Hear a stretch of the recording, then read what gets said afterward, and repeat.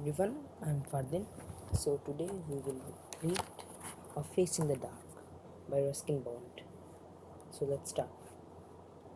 Mr. Oliver, an Anglo-Indian teacher, was returning to his school late one night on the outskirts of the hill station of Simla.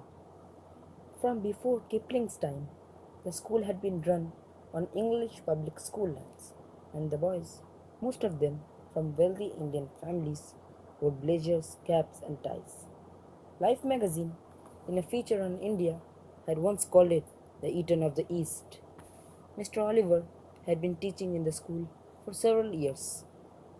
The Simla Bazaar, with its cinemas and restaurants, was about 3 miles from the school, and Mr. Oliver, a bachelor, usually strolled into the town in the evening, returning after dark, when he would take a shortcut through the pine forest.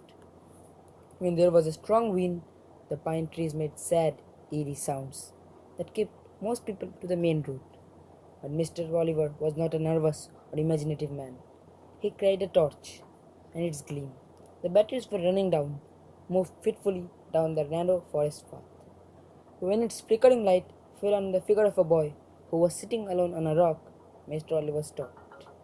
Boys were not supposed to be out after dark. "What are you doing out here, boy?" asked Mr. Oliver sharply, moving closer so that he could recognize the miscreant. But even as he approached the boy, Mr. Oliver sensed that something was wrong.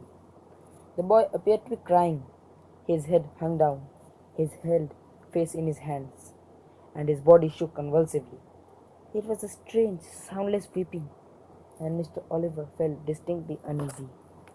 "Well, what's the matter?" he asked, his anger giving way to concern. "What are you crying for?" The boy would not answer or look up.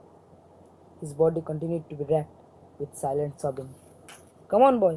You shouldn't be out here at this hour. Tell me the trouble. Look up." The boy looked up. He took his hands from his face and looked up at his teacher. The light from Mr. Oliver's torch fell on the boy's face, if you could call it a face. It had no eyes, ears, nose, or mouth. It was just a round, smooth head with a school cap on top of it. And that's where the story should end. But for Mr. Oliver, it did not end here. The torch fell from his trembling hand.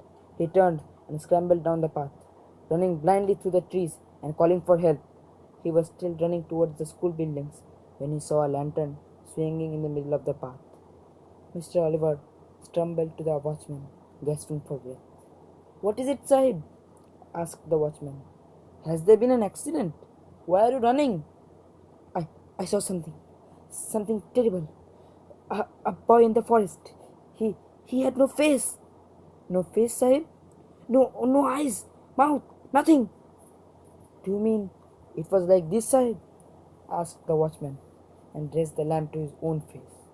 The watchman had no eyes, no ears, no features at all, not even an eyebrow. And that's when the wind blew the lamp out. The end. Thank you.